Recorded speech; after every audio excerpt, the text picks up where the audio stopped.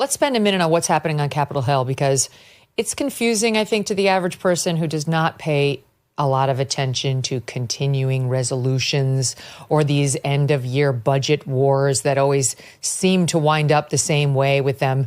Today, we're breaking down a fiery segment from Megyn Kelly's show featuring Steve Bannon. Bannon pulls no punches as he calls out Speaker Mike Johnson for secretly working with Democrats on a failed CR. But this isn't just about Johnson. It's about a systemic fiscal crisis that could shut down the government. Let's expose the truth together. Saying, just fund it under the same terms we've been funding it. So in a nutshell, what's happening is we're going to run out of money to fund the government. They tried, including Speaker Johnson, spearheaded an effort to try to continue the existing funding, but with some hikes, like pay hikes for Congress. Look at this. While Americans struggle with inflation, the political class tries to give themselves raises. This is how the system protects itself. Your pain is their gain. And ongoing funding for some very controversial organizations, but just to sort of kick the can down the road to March. And the Republicans, some 30 of them in the House who never vote for these, who just always say this is so irresponsible. What are we doing? We have enormous debt and deficits. We're not going to support this. Necessitated Speaker Johnson, he would say, reaching out to some Democrats to get approval for this bill. That necessitated all these spending extravaganzas because they won't support it unless they get some of their favorites in there. And the whole thing wound up a very ugly nightmare that was about to be shoved through. And then Vivek and Elon, who are running Department of Government Efficiency, DOJ, this extra governmental watchdog on spending, stepped in to say, what are we doing? Why are we doing this? And that there was blowback. And then Trump dropped in with another message, which I'll get to in 1 second. Anyway, the whole thing blew up. It all blew up. And now they might have a new deal that's like a very slimmed down version of all this. But for the people at home who are lost already with me, with this back and forth, Steve, what is the bottom line? What do they need to know? But here's what I think is important. The fiscal year of the government runs out on September 30th. The appropriations, the budget, all should have been done. Because of the election year, the kind of Republican establishment wanted to kick the can down the road. So it started with the CR even on October 1st. And what we know from October and November, from the numbers that have been put out by the government, we've had the two biggest deficit months in recorded history. $674 billion of deficits in the first 2 months. Are going to be almost $800 billion to $1 trillion in the first 90 days of this fiscal year. Right now, we're adding about $1 trillion of new debt through deficits every 100 days. I called this a year ago, and this is what's happening. The projection, Megyn, for 400 days from now, basically the 1 year anniversary of President Trump's inauguration of the 20th, is $40 trillion in debt. So in that context, this whole thing of another CR, because people would just say, let's get this thing sorted now. The CR was to kick it into past January 20th. So President Trump would have an attempt with Russ voted OMB, in Vivek, in Elon at DOJ to actually come up with the House members and actually come up, because all taxes and all spending have to come from the House, according to the Constitution, that President Trump would have a thing to. So this is going to be a very simple kick it into past 20th and maybe give him a couple of months. So let's say March, because we hate CRs. What happened, and you saw Johnson spending all this time with Elon, and he's going to UFC, he's walking into the UFC. The UFC, he's at the Army Navy game in the box. He's spending a ton of time with President Trump in Mar-a-Lago and with Vivek and Elon. And what happens is he drops this thing the other day that needs to be voted in 24 hours. It's 1,500 pages. It is, and remember, the CR itself, because when you do continuing resolutions, you're just basing it upon the approved spending from the previous year.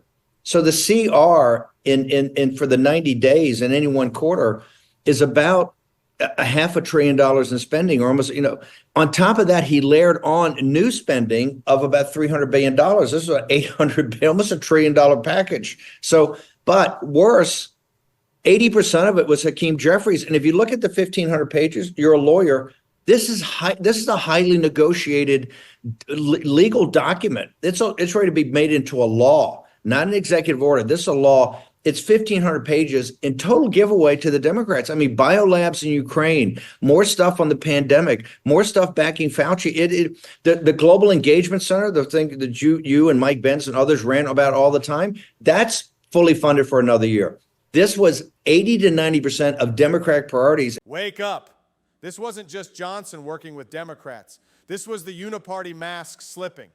1,500 pages of pure establishment priorities crafted in secret to avoid public outrage. And now we know, as we peel it back, that Schumer, McConnell, Hakeem Jeffries basically negotiated with this guy, and he didn't tell anybody. The problem is he dropped it on people. Another $800 billion in spending, nobody planned on, never got Trump in the loop, never got Vivek and Elon in the loop.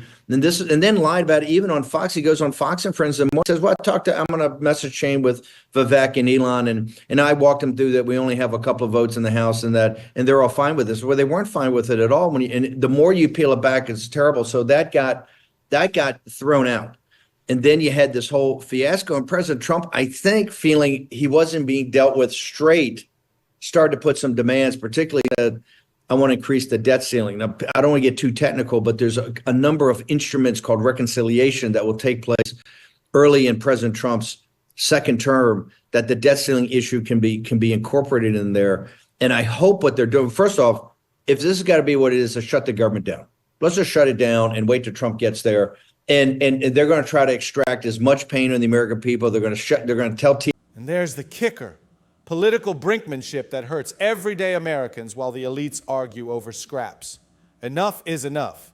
TSA to go home, although TSA are vital personnel. They're going to shut down the airports over Christmas. I mean, Biden would extract a lot of pain from the American people, but I think you got to say at some point in time, enough is enough. Now, it turns out, Megyn, up there, I think what they're intended now is, it looks like they're going to break it down into 3 separate bills. A clean CR that just kicks it like they should, just 90 days with nothing. It just says we're going to continue the spending, kick it out to March 20th, which was the original plan.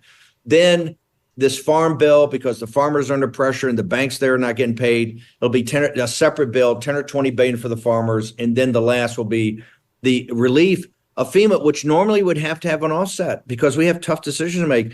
And I'm not sure the FEMA money is not there. They're just not paying it. Biden's just putting the screws. 110 billion. 110 billion. What normally we would have offsets for that. That's an offset measure. But because in the hurry, and I said, listen, this is how you get 40 trillion in debt. And I'm not so sure FEMA doesn't have the cash right now. I think that's a Biden regime putting the screws to MAGA in Western North Carolina and Florida. But be as it may, there'll be a separate vote on that. And what I understand, the latest, just when I sat down with you, is that the cuts and offsetting cuts and the debt ceiling will be dealt with in the first reconciliation, which will be about the border. And I would hope that that's there in the 20th. Bottom line for your audience, we have a very dysfunctional system. And Johnson's got to go. Maybe we can talk about that. But it's not just individuals. It's not just personnel. We have a systemic problem. And the systemic problem is we are like a heroin addict. We are addicted to federal spending. It's the cause of inflation, and it's going to destroy this country of everything Trump's got to do, stopping these endless wars, seal the border and deportations of the 12 to 15 million. The one that's the toughest is the intervention to break the addiction to spending and to get our hands around, to get our arms around this out of control budget and national debt. Or when you're around the Christmas tree with your husband, look at your children and just understand that we're passing them a catastrophe and a crisis that will make 2008 and the Great Depression look like garden parties. Part of the problem is, most of the spending is on entitlement spending, and no politician, including Trump, wants to touch that. Medicare, Medicaid, Social Security. But hang on. Hold on. When politicians tell you that is a problem. Listen, the little guy out there, he has one thing. He has a contract. He has a contract for Social Security. It's $1,200 a month, and he's got the Medicare. It ain't a lot, but it's what he's got, and he's not going to give it up. Well, look at this fiasco the last 40 hours. Why would you trust a politician and say, look, just let's get into the entitlements, we're going to sort it? No.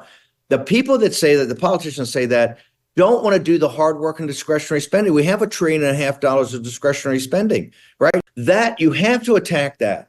You have to start there. You have to start there. And look, I was a naval officer for 8 years. I spent 4 years at sea on a destroyer. My daughter's, as you know, is a West Point grad that served in Iraq. We're hawks, but we're not endless war hawks. You got to start with the Defense Department. The Defense Department's budget has to be cut. It just has to. You can't have we have now an NDAA at $900 billion. We can't afford it. The social programs have to be restructured. Once we get discretionary spending and people see that we're serious people, and it's going to be pain. There's no doubt there's going to be pain. There is going to be pain. All the easy decisions were 10 and 20 years ago. We now have a balance sheet, 36 trillion of debt, increasing by $1 trillion every 100 days. So all the easy things are gone. It's now down to the hard. Inflation's not going to go away while you have this massive spending because the debt increases and you got to refinance a third of it every year. It's pretty, the math here is not that complicated. It's the political will. And hopefully President Trump, he's got Scott Bessent, he's got Russ Ford, he's got a great team. But people that back President Trump and people that are coming to our movement now, particularly working class African Americans and Hispanics, have got to understand that the country needs a reorganization economically and particularly by. Bannon's hitting the core issue here. It's not about party lines. It's about breaking the addiction to reckless spending. Will Trump's team be the one to do it? About this federal government, or we're not going to be a republic in another decade. You saw this from the assassination on the street. They shot a guy in the back. Some rich kid shot a guy in the back. And if you look online, 95% of these kids online, that's their lived experience. I'm not saying it's proper. I'm saying that's where it is. We have two choices in this country. We can either go down this MAGA revolution, this populist nationalist revolution, this peaceful, that's now getting more and more people involved in it, more and more ethnicities, more color, more races, and more economic groups, the working class, middle class, or you're going to have a French Revolution. You can see it. Here's the bottom line. Speaker Johnson's gamble didn't just fail. It exposed a deeper systemic rot in our government spending addiction. Bannon's call for his resignation might just be the beginning of a larger reckoning within the GOP. If you're ready to expose these failures, hit subscribe and drop Johnson Must Go in the comments. Stay sharp, and I'll see you in the next breakdown.